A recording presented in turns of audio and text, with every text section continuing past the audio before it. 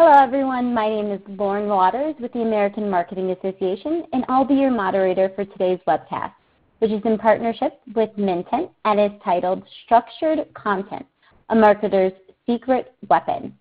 Before we get started today, I just want to cover a few housekeeping items.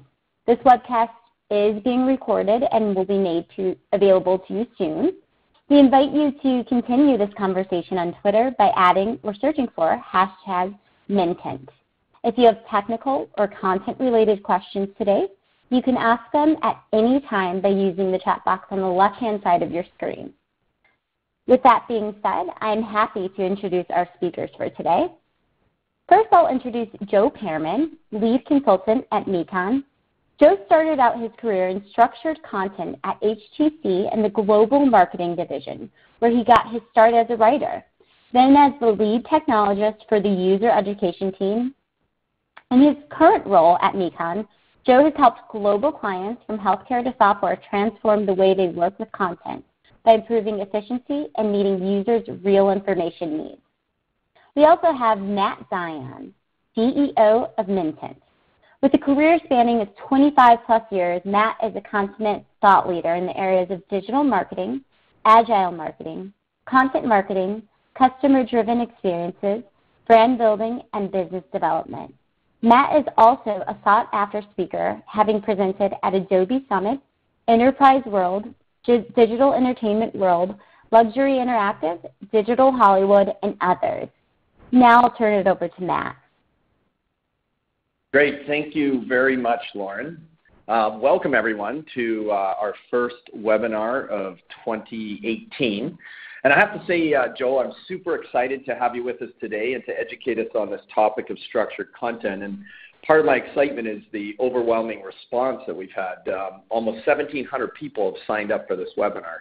I've been doing webinars, my entire career, well, a lot of my career, once the web was invented. And I got to say, this is one of the most well-attended webinars that I've done. So I don't know if people are coming into 2018 with a thirst for knowledge, or if everyone's dying to know what the secret weapon is, or maybe it's the fact that the advertisement had two handsome bald guys in it. Not sure. But anyway, maybe it's a combination of the above. As the CEO of Mintent, I'm very proud to sponsor this event with the American Marketing Association. And I know a lot of you all know who AMA is, but for those of you who haven't been on a Mintent webinar before, I'll just give a very quick overview of what we do before I turn it over. Mintent was started with a vision to help marketers become better at content marketing. We created a cloud platform that gives marketers a better way to plan, produce, publish, and measure the content. So instead of trying to manage your content strategy with spreadsheets and emails, imagine if your entire team was able to see all your content in a single place, a shared calendar, and if you could assign tasks and deadlines to team members through automated workflows. You were always collaborating on the right version of a document. And then you could automatically publish through all your platforms and channels and then see the results through analytics.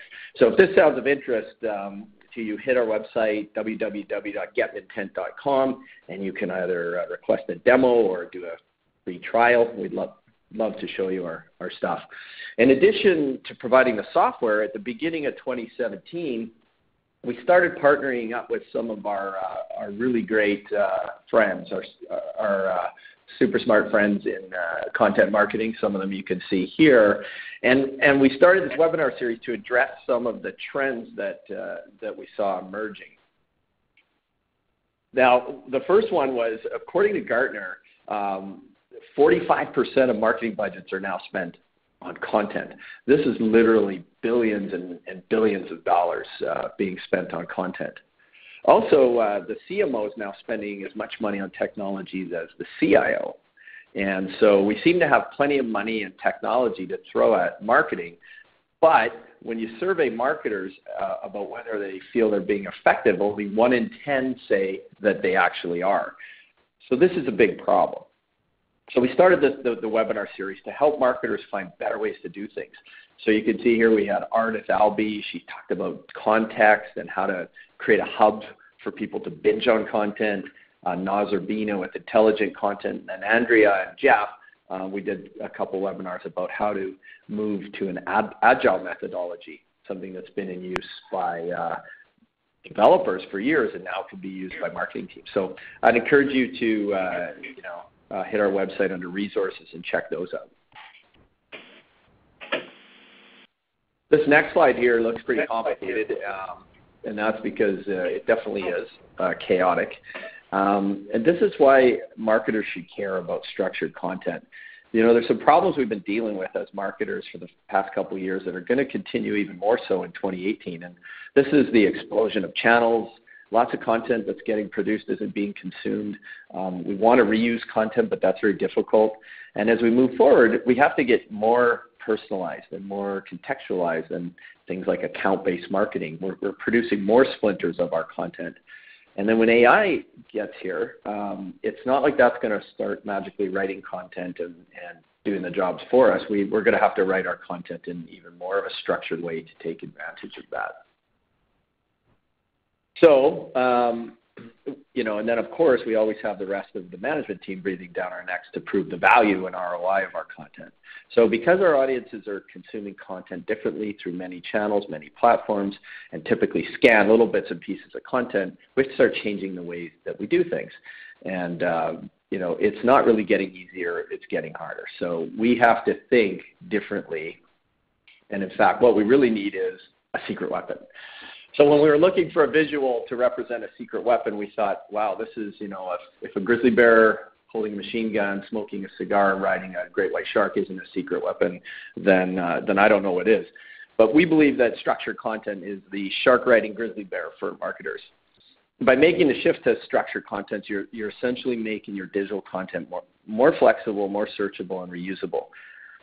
Joe's here today because he's an expert in structured marketing. You'll really want to listen to what he's saying because the benefits of using structured content as a marketer are huge. You'll be able to publish more frequently, gain more reach, provide your readers with timely, relevant content that matches the context they're looking for, and get a bigger ROI on every piece of content you create. So with that, enough of an intro. I'll pass it over to Joe, who's going to show you how to put this to use as your secret weapon in 2018. Super. Thanks very much, Matt. So just to quickly introduce what I do. So I'm the lead consultant at Mekon, and we work globally, helping with organizations with complex content challenges.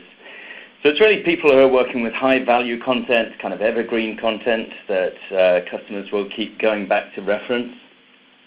And it can be anything from technical content to training content, and increasingly an interest from marketers, as we've just discussed.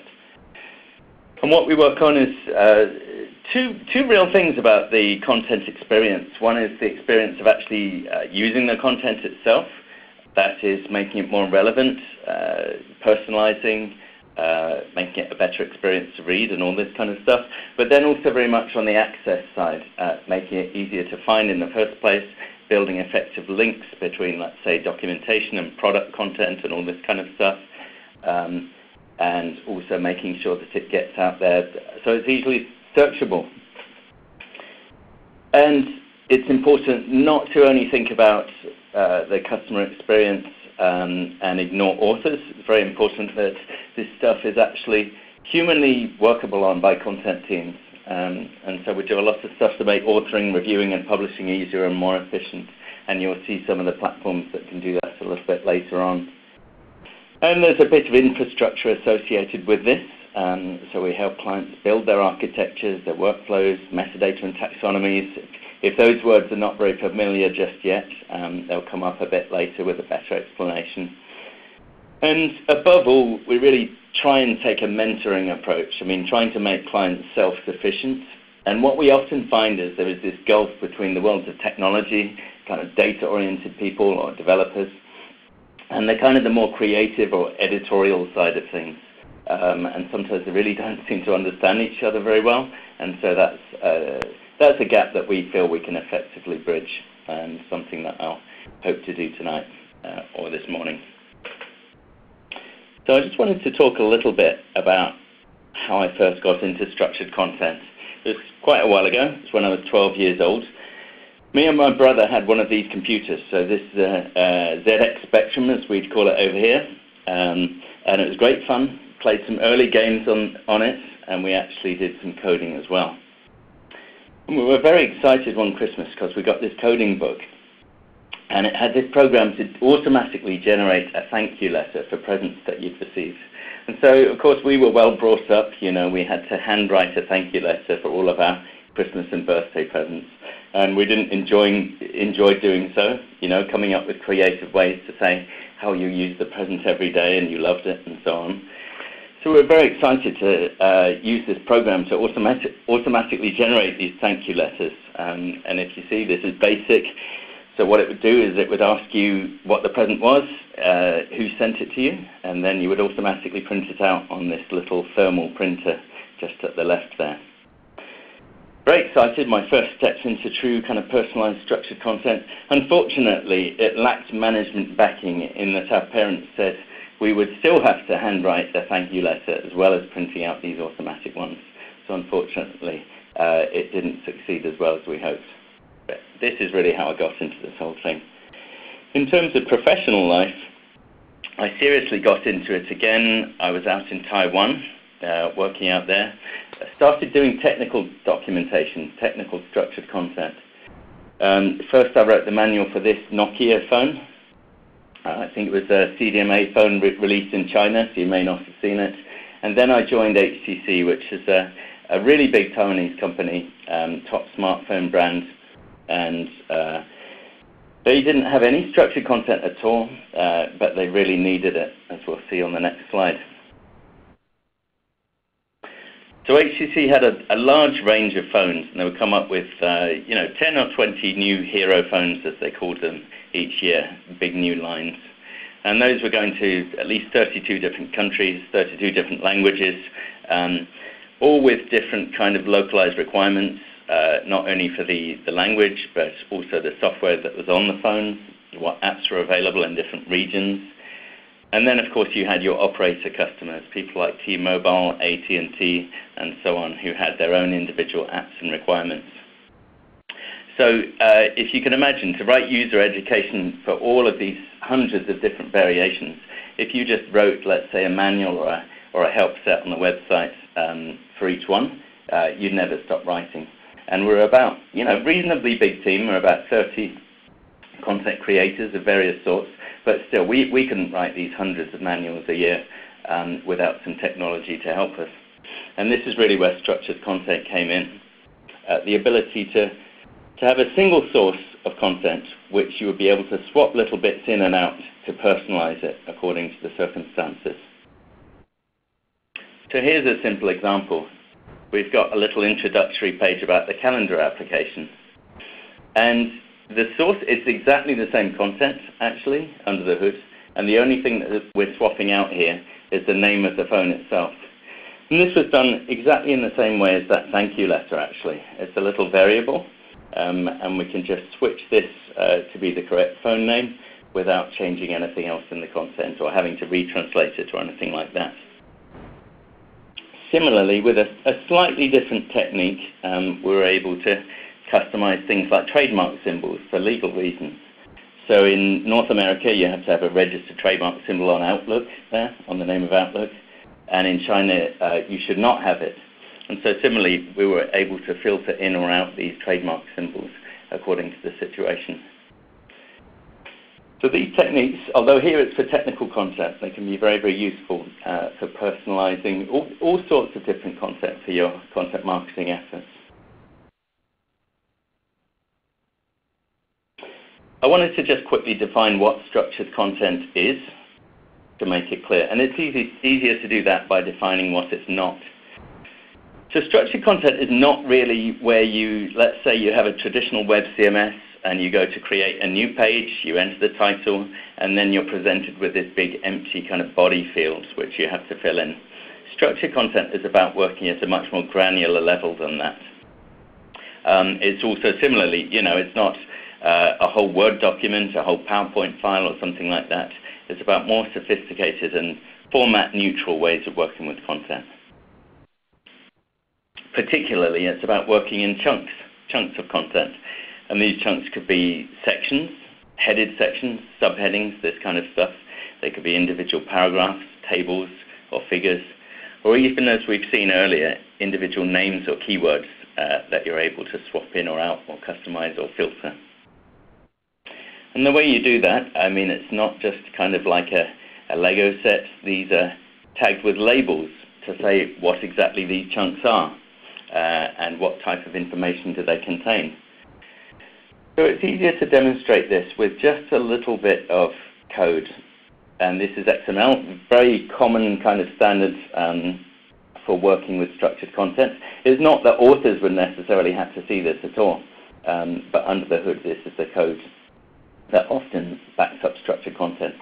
It looks a bit like HTML, as you can see, if you know anything about HTML coding, but it's slightly more kind of meaningful in terms of you've still got a title, but you've got this thing called a fig, which is a figure, and nested within it, you've got a descriptive paragraph, and you've got an image, and you've got a table, and they all belong somehow within this figure. And it can get much more sophisticated than that, and you can start talking about what's the actual subject matter within these fields and this kind of stuff. But this is the basics. In some way, you're labeling these chunks for what they are or what they're about. So what can you do with that? Well, one very easy win is multi-channel publishing. So much more than just, let's say, a responsive website where it adapts to fit the screen width. You can actually publish easily out to different channels from exactly that same XML source. But nowhere in the XML does it say, like, my title has to be Arial 12-point green or anything like this. It's just saying what it is, and you can apply publishing templates to it afterwards to get at these different formats. So you can see we've got a mobile application on the left. This is, again, HTC content. We've got the desktop experience. Top right and bottom right is a separate PDF publication. All coming from exactly the same source. And in a marketing context, you could see this as perhaps you've got a range of blog posts which you now want to combine into an ebook. And you could do this without any copying and pasting or reformatting or anything like this. You just basically apply a different template. So I showed you the XML, and I hopefully reassured you that you don't actually have to work in that format. So what kind of tools can you use to build this stuff? I'd like to show a very simple one. This is a structured content CMS called Contentful. And as you see, it provides a very templated experience. It's not a CMS in the sense that this actually delivers your content out to users. You need another presentation layer to do this. But this is all about defining chunks and being able to author and manage them. So you've got this very templated experience, and you can type in screen name, a lead-in paragraph, as we saw, and input the screen. You can see that's required. It's not going to let you submit this content unless you put a screen in, and so on. So quite an easy way into very simple structured authoring. I should mention, Contentful doesn't really do some of the more complex stuff we just saw in terms of swapping names in and out or working with nested chunks. But it's very good to kind of dip your toe in the water, I would say. And for some people, it's completely adequate. Here's just a quick example of an empty template there, the same template, and this is just showing the guidance that it gives you for what you would input there.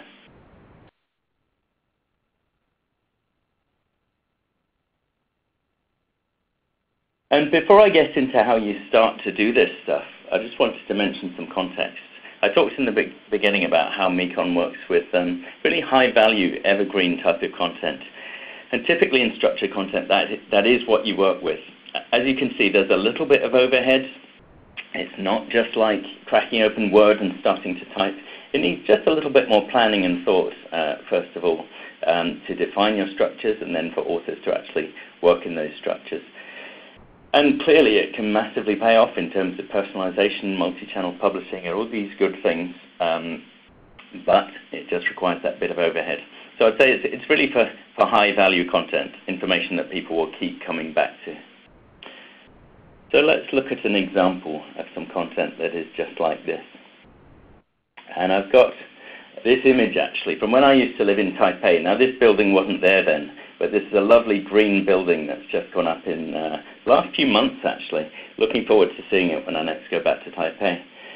And if you think about this building, you know, it's going to keep paying off for years and years. It's this green building, it's energy efficient, you know, it's actually going to actively improve the air quality.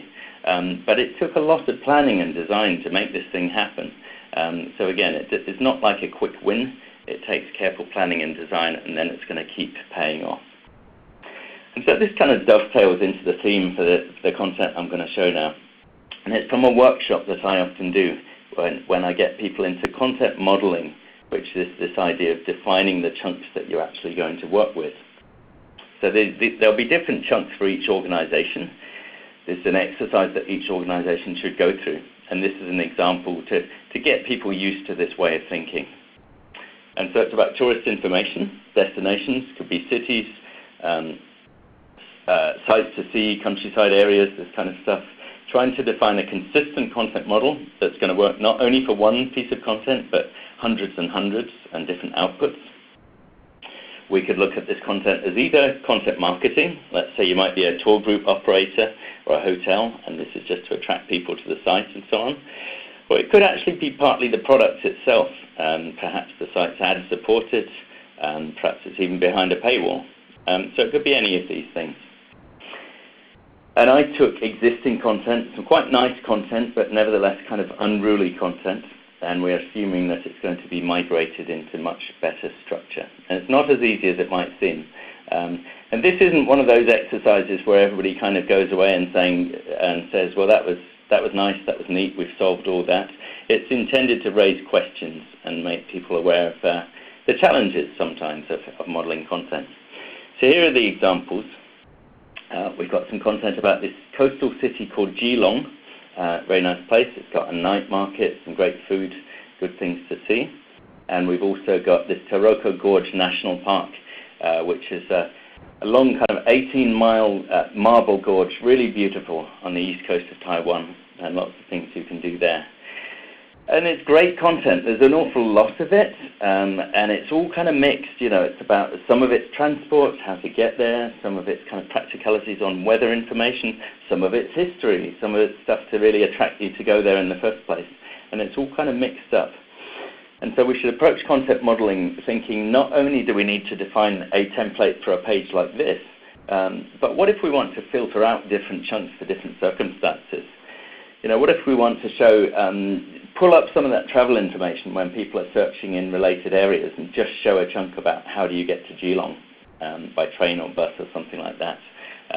Or it could be you just quickly want to get a nice blog post, and so you say, well, I don't need all that detail perhaps, but I just want to get a few attractive paragraphs about this destination, and you could filter those in instead if you use the tools of structured content.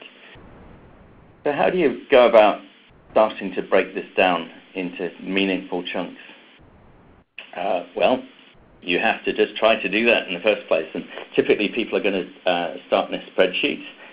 Even before that, perhaps Post-its are good, but at some point you probably use a spreadsheet. And you have to think about how you're going to define these various chunks, these meaningful chunks. So think of some chunk names that you think will apply to many pages or destinations or outputs.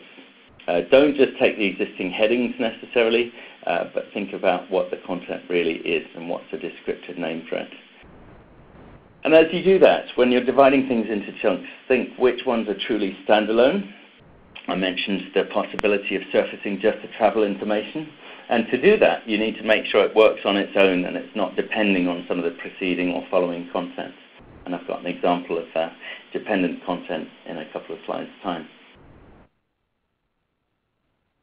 And as you work through, you might well want to go to a little bit of a deeper level, and here's some of that kind of nested structure that I was talking about earlier. Simple structured content approaches won't cover this, but later on as you get more sophisticated, you might want to think about kind of broader categories and narrower categories of content that you're working with. So dividing up all these chunks. These are just examples. And as you go through this process, what are some of the challenges you're going to face? So you'll find some of people's existing headings probably aren't very descriptive.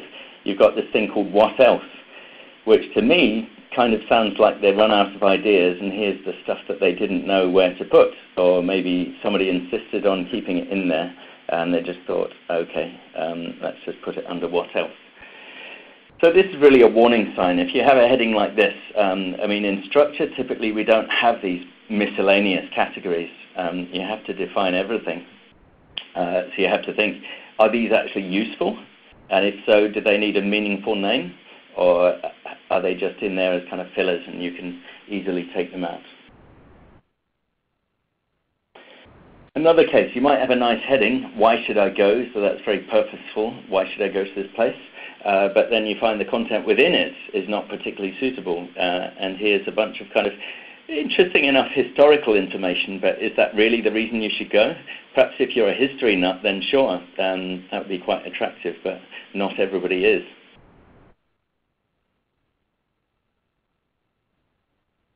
Another example is content that's perfectly good in itself, but you face challenges on how to label it. And as you go through this content modeling process, you'll have disagreements, perhaps with people in your team, perhaps if you're working with other teams on labeling. And this is part of this kind of creative disagreement process, and you'll come up with eventually a good compromise, I think.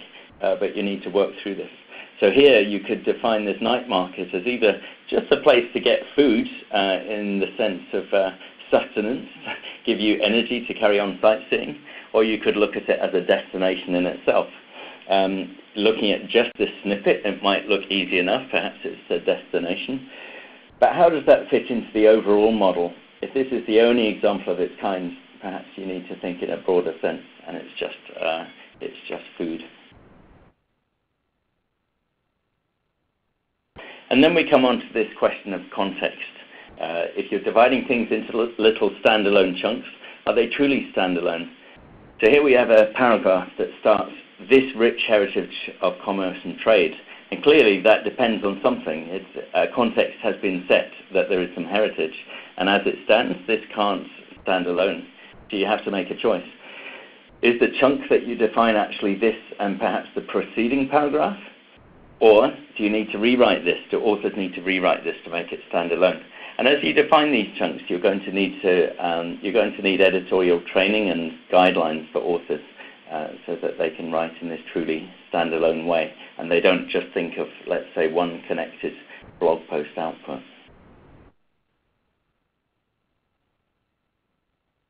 And finally, I've talked just a little bit about tagging content in a more sophisticated way. So I use this word tag, perhaps a little bit like Flickr tags or something like this, where you're describing what your photos are about. And here it's tagging content to say what it's actually about. And the reason is, maybe you can tag chunks to say this is travel information, or this is about a particular period of history, and that way you can actually personalize it to people's particular interests and needs at that point. And a really common temptation when people start to tag content for different profiles is that they tend to jump straight to tagging content with the particular persona, let's say, the audience persona or the market segment that they think it will apply to. And that can work for a little while. So you've embedded these labels in your content, let's say, and let's say it's perhaps over 50s culture tours. So you're tagging up all the paragraphs that you think apply to people on over 50s culture tours. What happens when you change that segment and it's now kind of over 60s or something like that, or you broaden the definition of tours? You're going to have to go right back into the content and redefine all of that, and it's a lot of work. Much better to introduce another layer to say, first of all, you tag the content for exactly what it's about and not necessarily who it's for yet, and later on you have if you like, a kind of a templating layer, a profile, where you define for each of these different subject matters who should see them. So I've got another example on the next page. Next slide. So these over 50s culture tours, this segment, perhaps they would like to know about the Qing dynasty history and about tours. And if you tagged those paragraphs with what they're about, that's easy. You just define a profile that pulls in these two areas. And it's very flexible. So if you just decide later on it's over 60s culture tours, does that still apply? It probably does. You might want to add more paragraphs still to the profile. So that's really future-proofing your content tagging. Really important to remember that. So as I talk about tags, we need to just talk a tiny bit about taxonomies. I don't want to get into a lot of techie detail today, but this word taxonomy is quite important. You may well have heard taxonomy in the sense of the structure of a website, And yes, it can certainly be one of those. But a taxonomy is more kind of, it can go deeper than that. It's basically the list or the tree of all the important concepts to your organization. And it could be a number of trees, actually. So it's the concepts themselves, the way they're structured probably has some meaning, the groupings, the categories, and also it stores the labels for these things. So yes, you might see it as a website kind of navigation. You might see it as kind of filters, actually. If you take the Amazon example, where you can filter down to all these different categories, that's taxonomy at work just there. All those categories that you see, they're concepts in a taxonomy. Or equally, it can be used to tag content behind the scenes. So maybe people never see these labels, but you're using it to drive this personalized experience where you're showing people just the content chunks that are important to them.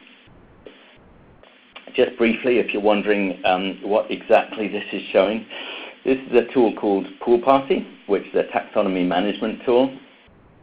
By the time you start to get serious about taxonomy, it's very helpful to have a tool like this. It's a central location for all these important concepts. Helps you integrate various different content and workflow tools together. I don't want to talk too much about it here, but I've got another quick example later on. But anyway, just saying you need a taxonomy to tag content consistently and efficiently. One other quick detail, and if this is not quite clear, excuse me, skip to a slide. If this is not quite clear, don't worry about this at all. It might be relevant later on. It's just to say that when you're tagging content, you should try and do so by some kind of an ID. So I've talked about these concepts in the taxonomy, these various different things that you see in the tree. Whenever you apply them to content, try to use an ID rather than literally putting the label in there. And again, this is all about future-proofing and integrating systems well. Because let's say you've tagged it with Qing Dynasty, and later on somebody decides, well, no, we're not spelling it like that. We're spelling it C-H-I-N-G because then it's easier to pronounce. If you've literally put that label into all your content about the Qing Dynasty, you're going to have to go back and rewrite all those pieces of content, or relabel them at least, and perhaps put them back through workflow, draft, review, and so on. Loads of work there. If, on the other hand, you have an ID which represents that concept, you can change the label, you can change the spelling, and you don't have to update any content. So just a brief technical note there, may be relevant later on. So I wanted to get to a more kind of intuitive and appealing example, particularly for content marketing, where I feel that structured content and taxonomy can really contribute something very valuable. And it's a kind of a proof of concept we've built around some tools. And it's taking the cue from Kenwood, who are a UK high-end kitchen equipment manufacturer, kind of high-end blenders. And they're doing some really nice content marketing. And let's look at this definition from really the father of content marketing, if you like, Joe Pairman from the Content Marketing Institute. He says that it's the marketing and business process for creating and distributing relevant and valuable content to attract, acquire, and engage a clearly defined and understood target audience with the objective of driving profitable customer action. And I feel that Kenwood are doing the first part, the attracting, really, really well, because they have these lovely recipes. I found them just through a Google search. They look very tempting. Haven't tried this one just yet, but I would like to. So they got these great recipes. And then what? Where's the profitable action? Because you're reading this recipe, and yes, they kind of politely, in an English way, perhaps put these links. Oh, you might want to click on this blender that helps you make this recipe, but it's way up there at the right, and there's no particular incentive to do so. So I feel they're missing a trick. Structured content and taxonomy could help them out there. The link's really out of context and not obvious. So here's really a simple proof of concept that we pulled together with 3 tools. So this Pool Party taxonomy management system, where we have a taxonomy that is all about food preparation techniques and ingredients. And here is a concept in the taxonomy of shave ice. And this is a way of, this is a really popular dessert kind of method of making a shaved ice dessert, very popular in Asia and in Taiwan. So it's good stuff. So we're defining this concept of shaving ice, and we will apply it to some content. And this tool is integrated with other tools. Now, if you're a technical writer, you may be comfortable with working with quite a techie authoring tool like this. This is the Oxygen XML editor, a very fine tool. As you see, though, it could be slightly intimidating to the non-specialist writer.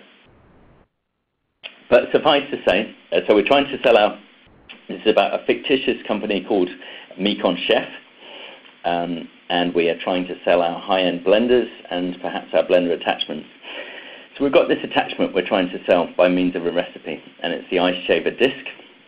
And suffice to say, it highlighted yellow there. I've tagged it with the ID of that concept about shaving ice. So we know that somehow this thing is to do with shaving ice in a machine-readable way. Now, for marketing writers, or really, any normal human writers, a tool like that could be slightly intimidating. This is a much, much friendlier tool, which kind of feels like Word. It's browser-based. It's called Fonto XML. And so a nice way to edit. It's still XML behind the scenes, but you don't have to see any of it. So you can easily put in a recipe like this, the strawberry coconut shaved ice. And this tool is actually integrated with that taxonomy that we saw earlier. And what does that integration look like? Do you see these little lines that look like kind of spelling corrections? They're not actually spelling corrections. They are recognizing concepts or labels of important things in the taxonomy. So we've got this shave that's underlined there. And as an author, I can right-click there, and I can apply the link to say this really is that same thing in the taxonomy. And I can do some clever stuff with that later on. So I do that. I say, yes, this is about shaving ice. Once I've done so, a little bit of code goes in. Again, authors don't have to see this, but I just want to show that that's really doing something behind the scenes. It's putting that same ID in there. So what can we generate with that? What kind of improved user experience? This is just a mock-up, but it's in a tool called DitaWeb, which is for dynamic delivery of structured content. And so we've got this recipe showing up here. And we look at the instructions, and we see the first instruction is shave the ice into your food processor bowl. And if you've never heard of this before, you might think, well, how do I shave ice? Do I need to get my box grater, get some ice cubes out the freezer, start grating away, getting cold water down my sleeve and this kind of stuff? So reassuringly, it's a hyperlink. And if you click on it, you can see this little intro, which is just a snippet that was pulled in from that recipe. And it says there is this thing called an ice shaver disc, which makes this easy. At this point, you might want to just click away and read the rest of the recipe. That's fine. We've done our job. But if you are interested in learning more, you can click on the link in this popover, and you can go to the actual tech docs to see it. Hey, Joe, just a quick question. I see we're getting a lot of questions about tools, and which is great. The Fonto XML tool, is that something that could be used for blog posts? Absolutely, yeah. Yeah. I mean, would you use it for a one-off blog post? You could do. Obviously, as we said, structured content benefits this kind of forethought and an evergreen content approach, so perhaps something you might want to repurpose later on, several blog posts into an ebook or something. But could you do it? Absolutely, you could. Yeah. Yeah.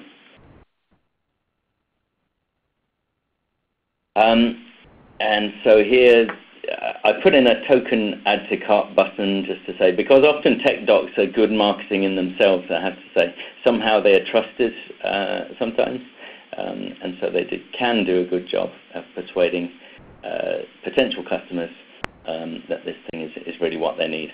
So you could buy the product directly. This is not really the point. It's saying that we can make the contextual connection. We can make this right at the point of where you're reading these instructions.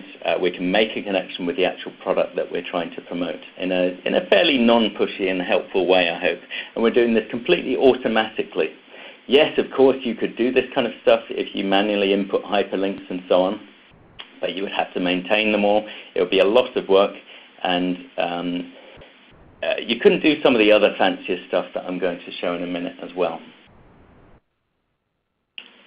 Talking also about automatic links, because you've got this link one way from the recipe to the tech docs, the link can go back the way as well. So every single recipe that uses each attachment can automatically get a link, and you could think of this kind of faceted browse approach as well. Every single method that you're tagging up in your recipes, cooking methods, you could have a list of these, again automatically generated, and you click on the cooking methods to see the related recipes. So all sorts of stuff you can do without the kind of expensive maintenance of hyperlinks and so on. I should mention, by the way, if you don't, for some reason, have the linked content available, if you don't have any tech docs, you don't have a recipe available, you're not going to see broken hyperlinks. It's just not going to display. So again, you avoid that poor user experience that you sometimes get with manual links. I just wanted to mention one other aspect. So I'm not sure how many people have heard of schema.org, but this is something that's getting more and more important in terms of content marketing and just marketing overall, I would say. Schema.org is a way to tell Google and the big search engines exactly what your web pages are talking about, and what products there are, what the prices are, all sorts of data that you can make machine readable and easy for search engines to see. And if you're taking this structured content approach, if you're using a tool such as Fonto.xml, it's much, much easier to generate this markup, and I'll show you how. I've put in a little sample here, and this is basically defining to Google that what we are talking about in this recipe is the idea of shaving ice, and it's not shaving like shaving your face. So hopefully this would make for a better match. For people that are actually looking for shaved ice recipes, Google is more easily able to take them to the right content, to your content. So going into schema.org just a little bit. So Google actively recommends people to put this data into their pages. It's no longer just this idea that if you have good content on its own, magically you're going to get good SEO. Yes, that's a really important part of it. Sure, we shouldn't be doing kind of too many tricks because Google is going to catch up with us. This is a perfectly legitimate way of improving our search engine optimization by clarifying what we're talking about on our pages. So there is this, just quickly to show you another example of the kind of enhanced search results that you can get if you put this data in. So it's not just the case of getting better rankings potentially, it's also that if you put this data in, Google will help your results in the search to often show up better with graphics, ratings, and so on. So just quickly about schema.org itself. It's a definition, it's a vocabulary, if you like, for these data structures that you can put in. It's quite large now, all sorts of things that you can describe with it. And particularly of interest to us in this presentation is the fact that you can tag up chunks of content. So it's not just about a whole page, what product is this page about or something, but it's about individual chunks of content within a page. And you can have kind of recipe instructions, the individual steps, or general how-to steps, all sorts of chunks of content you can now define that Google will then pick up and display better. So taking another quick example, another recipe just for now, coffee recipe. I'm quite into my home-brewed coffee, this kind of stuff. So I wrote up this recipe, again in Fonto, and I published it out with all this structured data behind it. Converting from the XML, because I've got this logic, I know what my chunks are. When I'm writing a step in a recipe, I know to define that using schema.org data automatically. I publish it out. Google has a tool that can show what it sees of my content here. So this is the structured data testing tool of Google, and it's seeing I've defined my ingredients, for example, good coffee beans and filtered water on this published recipe. What else is it seeing? It's seeing my recipe instructions here. What do I get then when I do a search for less messy brewed coffee recipe? A little bit of a contrived search maybe, but if you try searching this, I guess I should still rank #1 on there. So it's kind of doing its job. It's matching people who are looking for this with the appropriate result here. And not only ranking it well, but also showing like this little thumbnail automatically, of course. It's showing also, it's concatenated, it's basically put together all the recipe instructions here. And you might think, well, that's no good because now people aren't going to my site. And I don't think that's the way it works, really. I think it's actually quite good that people get a chance to preview the details. And in my experience, people are still clicking through to the actual site. You see there, it's picked up my timings there, my definition of 7 minutes to make this coffee.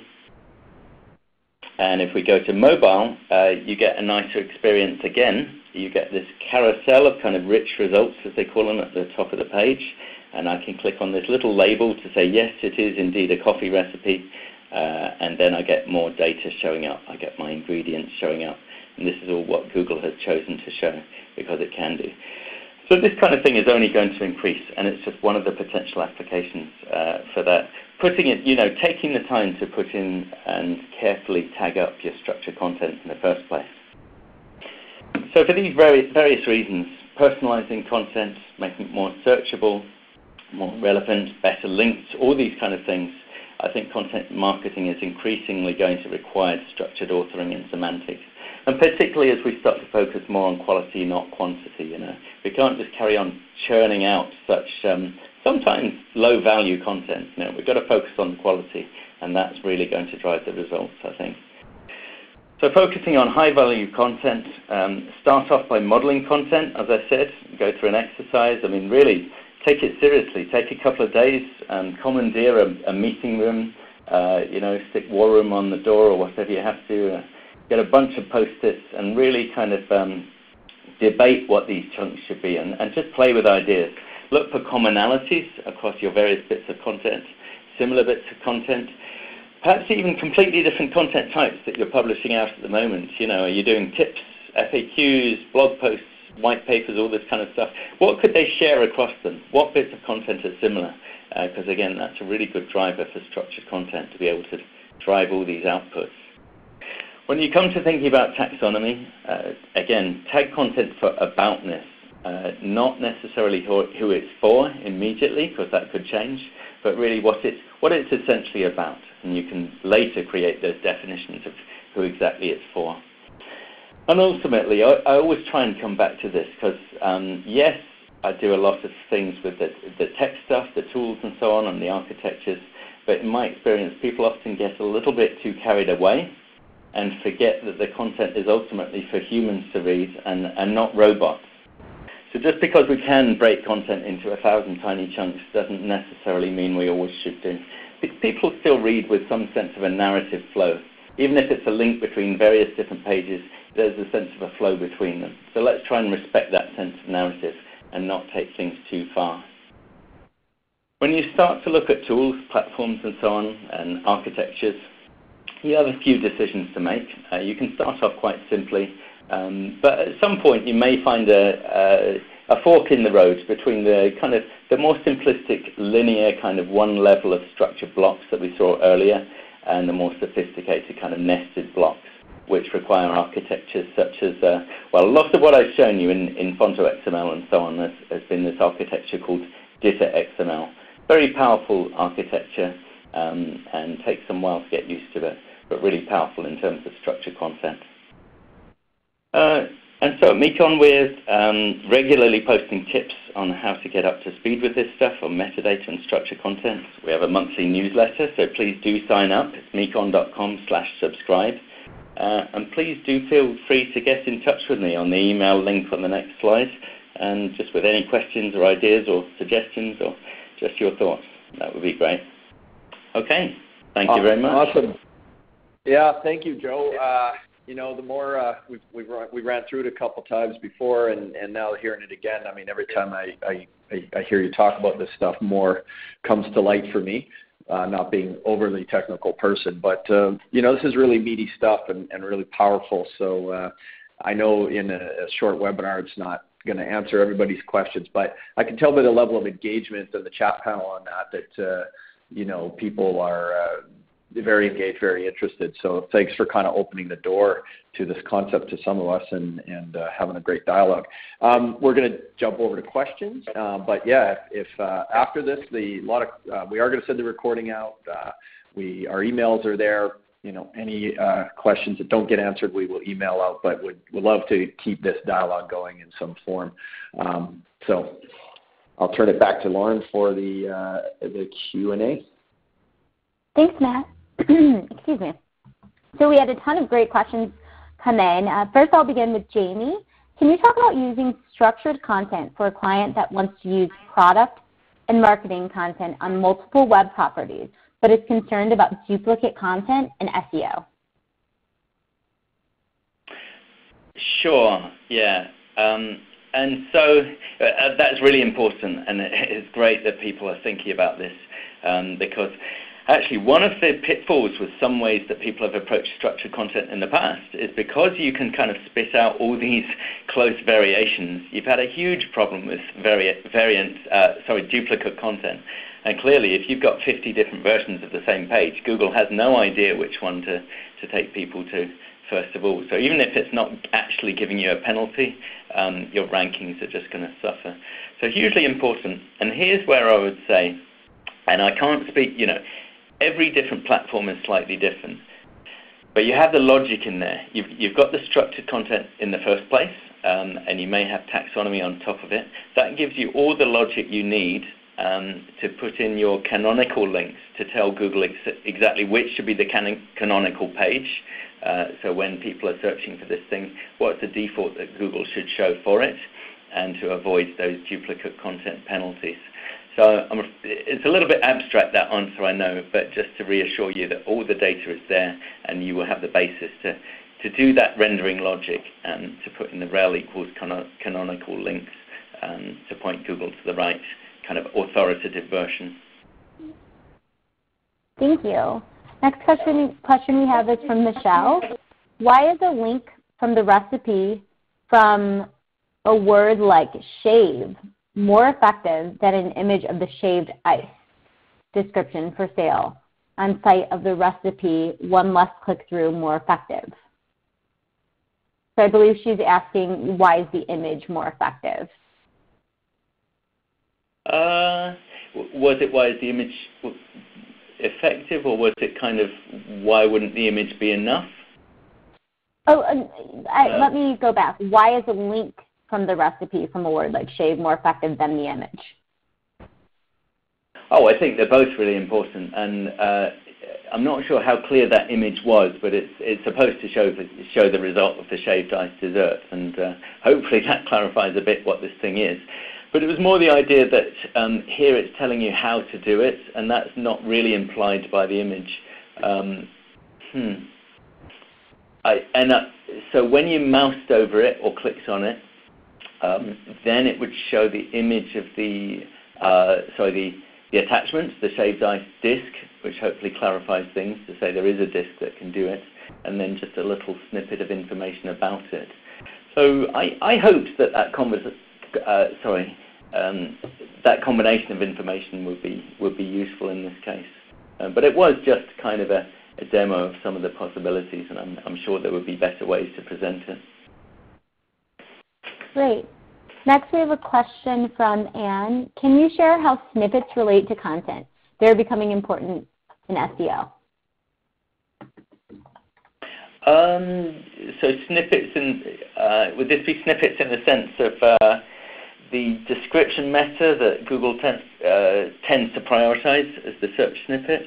It sounds like that to me, which is, yeah, a really good application for structured content, in the sense that you're writing an article like this, and you can define as one of your chunks what should be that SEO-friendly snippet.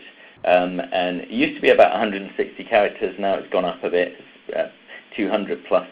But anyway, your kind of sentence that really represents what this page is about.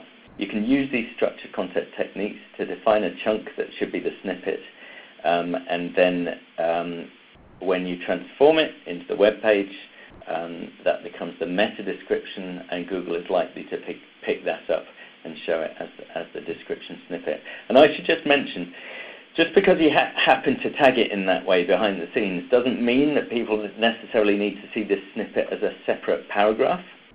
It can be part of one longer paragraph. Of course, you don't even need to display it in the first place. If you want to hand tailor a different snippet, that's perfectly okay too. And again, you can use the same techniques of structured content to say, authors input a snippet field, if you like, and later the rendering is taken care of by the system. Great, and we have time for one more question from Sarah. Should we be looking for taxonomy support and structured content with our CMS tool? I think yes. I think taxonomy is really a powerful tool and enables you to do all sorts of things, helps you to think about, first of all, your labels and your terminology for stuff, and even just in a simple way for authors to name things consistently. And as we've seen, it can drive all sorts of experiences, filters, navigation, automatic links, all this kind of stuff. So yeah, definitely try and get into taxonomy. Thanks so much. And Joe, will you be providing us with a list of some of your tech references? Absolutely. Yeah. Great. Happy to do that. Thank you so much. Well, unfortunately, we have run out of time for the day. Joe and Matt, thank you so much for all of the great information and content examples as well. Thank you to ReadyTalk, who provided us with the web conferencing platform for today's webcast. If you'd like to learn more about ReadyTalk and their services, please visit readytalk.com/AMA. Last but not least, I'd like to thank the audience for your participation and wonderful questions. As a reminder, you can view an archive of this webcast at any time by visiting ama.org/webcast. Please take a moment to complete the post-webcast survey. Let us know what your thoughts are on today's webcast and what topics you want to see presented in the future. That ends our presentation for today. Thank you and enjoy the rest of your day.